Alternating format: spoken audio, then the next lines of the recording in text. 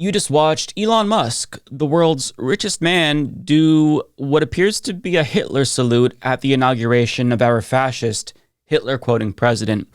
And I should add that the guy who just Sig Heiled on stage is going to have office space in the West Wing of the White House, meaning he'll have lots of access and influence over our president, who allegedly kept Hitler speeches next to his bed, at least according to his ex-wife. Now, to be fair, we don't actually know if he intended to do a salute that looked identical to the salute that the Nazis did in Hitler's Germany. So I think that we should probably try to give him the benefit of the doubt, because we don't want to be that caricature of hysterical lefties that accuse everyone of being a Nazi that we don't like. So I think that we should just calm down and think about this rationally for a moment. I'm sure that it was just a bad angle. So let's look at a different angle. Okay, well, that actually makes it look a lot worse. Fair enough, but I'm sure that, if you compare it to the salute that actual neo-Nazis use, it'll almost certainly show us that it's totally different.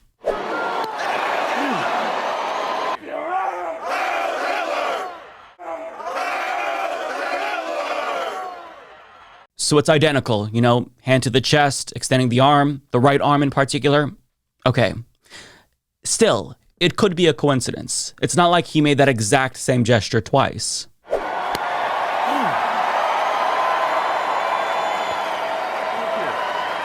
My heart goes out to you.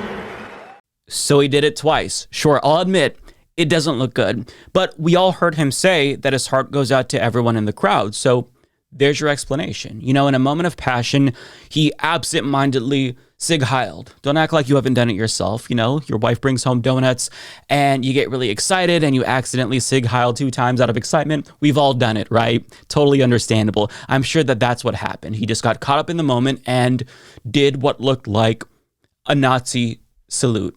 He gave his heart to the crowd in a very awkward, Hitler-esque way. What matters, though, are his actions. And clearly, Elon Musk hasn't done anything to make us suspect that he's sympathetic towards Nazis. I mean, sure, he did turn one of the largest social media platforms into a haven for Nazis, and under his leadership, he also unbanned neo-Nazis and let verified pro-Nazi accounts flourish on the platform that he bought.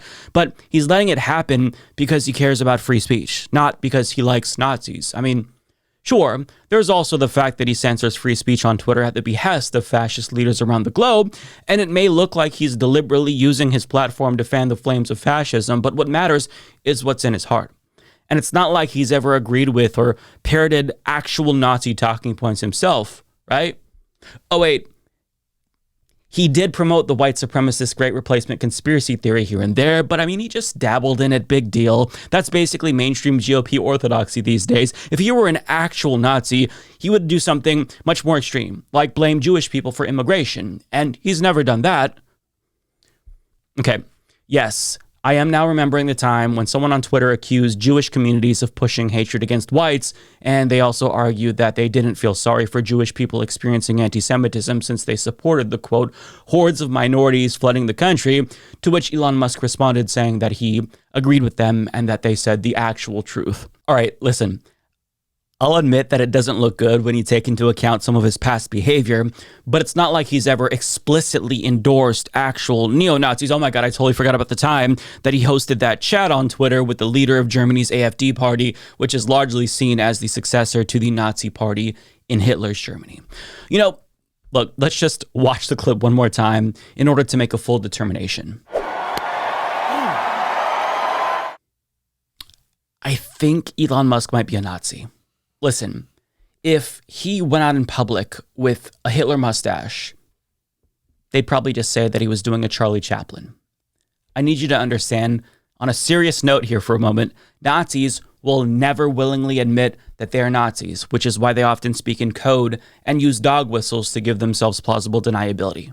And currently, Elon Musk is sharing photos of Democrats doing the same gesture, but when you watch the videos of those Democrats doing that gesture, they're clearly waving. And there's also not the context of them explicitly supporting Nazis. And what you need to know is that if it walks like a duck and quacks like a duck, and if World War II historians like Ruth Ben-Ghiat say that that duck is definitely a duck, I think we kind of have our answer there, right?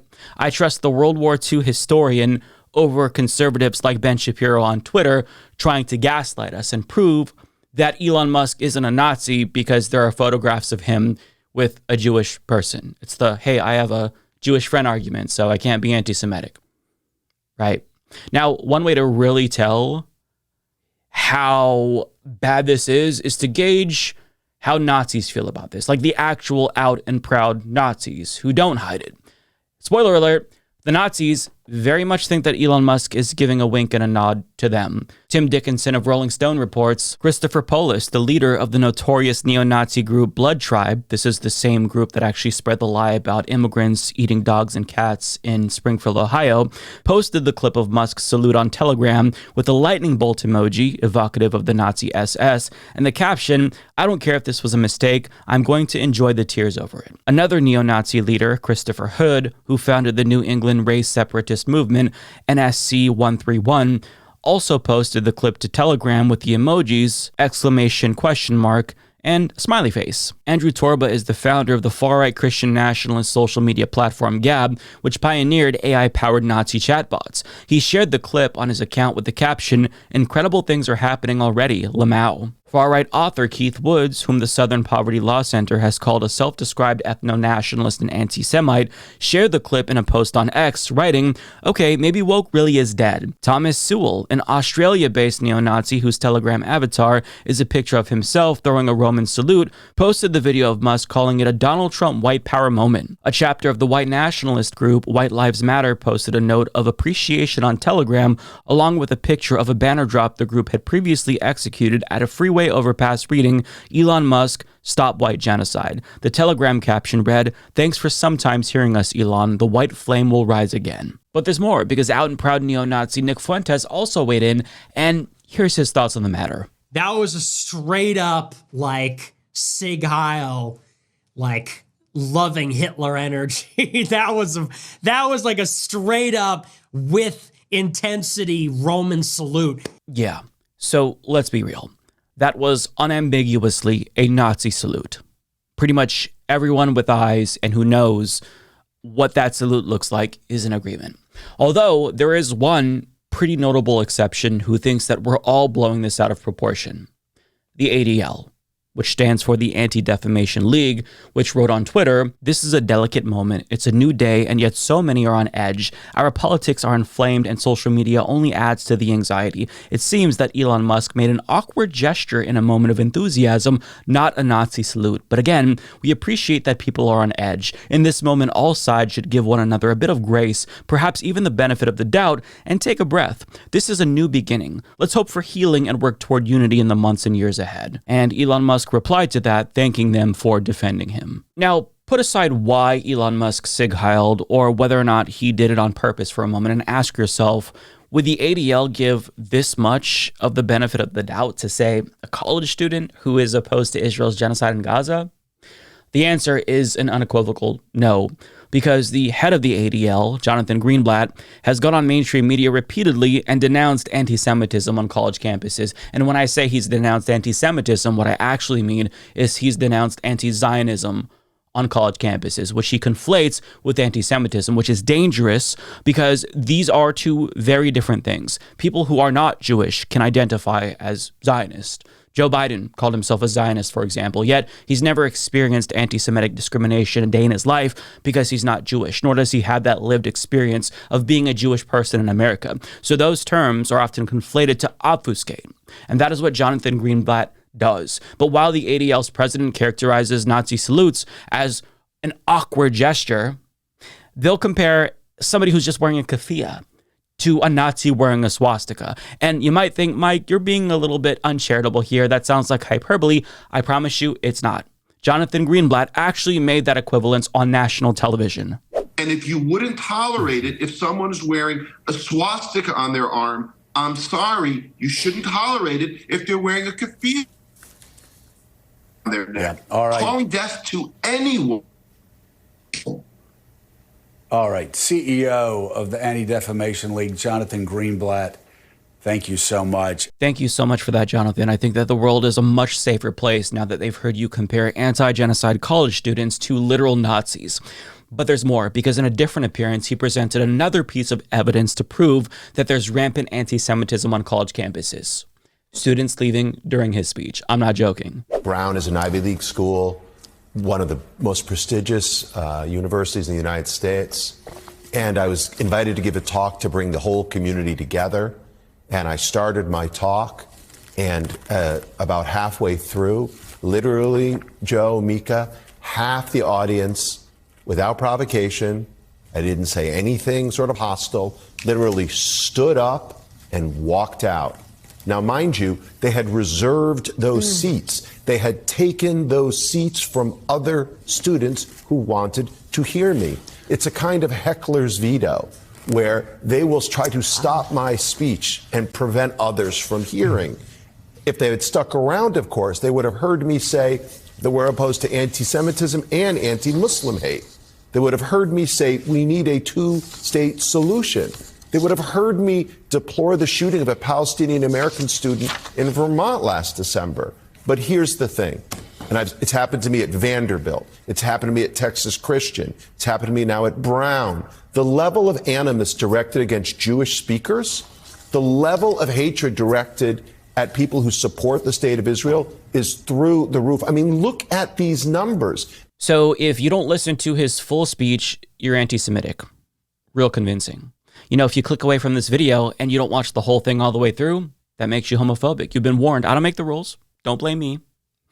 Now, I don't know if you noticed it, but at the end of that clip there, he kind of gave away the game because that graphic was a statistic from the ADL itself, which counts anti-genocide protests and anti-Israel protests as anti-Semitic incidents. So they're muddying the waters here and offering zero charitability for any of those students. Meanwhile, the richest man on the planet literally Sig Heiled at a fascist president's inauguration, and he gets all the charitability in the world from the ADL. They should respond by acting like their hair is on fire, but they're not, because they don't actually care about fighting fascism in America because they're too busy defending fascism in Israel. But the ADL isn't just giving Elon Musk a pass, they're also giving his entire social media platform a pass as well. Here's what Greenblatt said about Twitter last year after Elon Musk agreed with the guy who accused Jewish people of fomenting hatred against white people. Elon is clearly a complicated guy. But you see what he could have been alluding to now. It's not nearly as, you should never say someone brought something on themselves. I mean, that's like the last thing that... Look, I think we know Elon, he said it to me more than once, that he's very impulsive. He'll tweet or retweet out things that then he regrets. Like he deleted this Pizzagate conspiracy tweet that he put out yesterday. Look, it is hard to make sense of everything that he does, but here's the bottom line. Twitter being a safer place, X being a safer place for Jewish users is good for everyone. And by the way, we should point this out. X is not the only problem. We need to be talking about TikTok. And talk about TikTok he does, but more on that in a moment. But understand that the owner of Twitter, who's become increasingly unhinged and fascistic before our very eyes over the last couple of years, has turned Twitter into a safe haven for Nazis. And the head of the ADL, who's supposed to combat this type of hateful rhetoric, is pretending like it's become some sort of a safe space for Jewish people, when anyone on the platform would tell you that it's so much worse now than it was under Jack Dorsey. But the reason why Greenblatt isn't concerned about Elon Musk is because after he had his little, we'll call it an oopsie moment, he quelled allegations that he's anti-Semitic by cracking down on pro-Palestinian free speech on the platform, which got the ADL off of his back. Now, the fact that he has continued to spread far-right conspiracy theories about immigrants and queer people, it, I guess, hasn't set off any alarms over at the so-called Anti-Defamation League because, so long as he suppresses the spread of anti-Israel content to an extent, that's all that matters to them. But on the subject of TikTok, if you hadn't already guessed, Greenblatt doesn't give them a pass like he gives a pass to Twitter, the place where all the Nazis go now. But we need to talk about TikTok. TikTok, if you will, it is the 24/7 news channel of so many of our young people, and it's like Al Jazeera on steroids, amplifying and intensifying the anti-Semitism and the anti-Zionism with no repercussion. That was before the TikTok ban, by the way. But in case you weren't keeping track, TikTok bad because people criticize the government doing a genocide there, but Twitter good, even though its owner is a techno-fascist who brought back Nazis and Sig Heil's on stage. It's a ridiculous double standard that reveals so much. We are at a turning point in history. We all have to pick a side. You're either against fascism or you're for fascism. It's a binary choice. There's no fence sitting when it comes to fascism. And Trump's inauguration is forcing a lot of fascist collaborators to show their cards. Speaking of fascist collaborators, 12 Senate Democrats voted with Republicans to deny immigrants due process, including so-called progressives like Raphael Warnock, John Ossoff, and Ruben Gallego. Also, there's former progressive John Fetterman, but by now I don't think any of you are surprised by that. But that's a different story for a different day. My point is that lines are being drawn right now, and people are picking sides, and everybody has to pick a side. And now is the time where the true anti-fascists are going to resist, and the spineless fascist collaborators are going to bend the knee. And people are taking notice of the cowards and collaborators who are lining up to lick the boots of fascists right now, and we won't forget this. For example, in response to the ADL's outrageous attempt to sanitize Elon Musk's Nazi gesture, which is what it was, and pacify outrage about that Nazi gesture, Congresswoman AOC torched the ADL on Twitter, which was really nice to see, writing, "Just to be clear, you are defending a Heil Hitler salute that was performed and repeated for emphasis and clarity. People can officially stop listening to you as any sort of reputable source of information now. You work for them. Thank you for making that crystal clear to all." And that's not an exaggeration, because journalist Kenneth Vogel points out the ADL, which recently hired Ballard Firm, the lobbying shop headed by one of Trump's top fundraisers, Brian Ballard, to develop practices and policies to counter the rise of anti-Semitism in the U.S., appears to be willing to give Trump's team the benefit of the doubt. Yeah, seems like a conflict of interest. Now, Bend the Arc Jewish Action also responded to the ADL, writing, 19-year-old college student says free Palestine. That's anti-Semitic. Elon Musk backs Germany's AfD and anti-Semitic replacement theories, buys Twitter so Nazis load at the top. Sig Heils multiple times, give him the benefit of the doubt. The ADL has one job, but Jonathan Greenblatt can't do it. And for those who don't know, the former president of the ADL publicly disagreed with Greenblatt. Jewish Voice for Peace chimed in with a similar point, saying, when college students protest to end genocide, the ADL calls for militarized police across campuses. When the richest man in the world gives a Nazi salute on national television, they tell everyone to calm down. The ADL may not care about the safety of our communities, but we do. Our movements aren't going anywhere. We keep us safe. And that's a really important point. And the reality is that actual acts of anti-Semitic violence have increased. But people like Jonathan Greenblatt hyper-focus on anti-Israel criticism in lieu of actual anti-Semitism regular Jewish people experience on a day-to-day basis. And that is so dangerous, because if you opportunistically and cynically weaponize allegations of anti-Semitism to silence critics of Israel, you are minimizing real anti-Semitism. And they're doing this at a time when we all should be more vigilant than ever, since an actual fascist is now occupying the White House. But understand, this is confirmation that they never cared about anti-Semitism in the first place, and they only said that they did because it sounded better than them just admitting that they didn't want you to criticize Israel. But that means it's on all of us to actually speak up and expose the frauds who say that they oppose hate while simultaneously aligning themselves with the main propagators of it. And at the beginning of this video, I cited the duck test, if it walks like a duck, talks like a duck. But in all honesty, it's not always that simple. Sometimes people and organizations present themselves in a certain way in order to advance an entirely different agenda. It's very insidious, and we have to be able to discern who is and isn't actually acting in good faith, even though sometimes that can be difficult. But what we're seeing here with the ADL is indeed bad faith. They are purporting to be an organization that opposes hate and bigotry, yet they've aligned with fascists in America to run interference for fascists in Israel. But they're one of many examples of liberals and so-called progressives aligning with the far right in service of a particular goal. Some do it for self-serving reasons. Others, they might do it altruistically.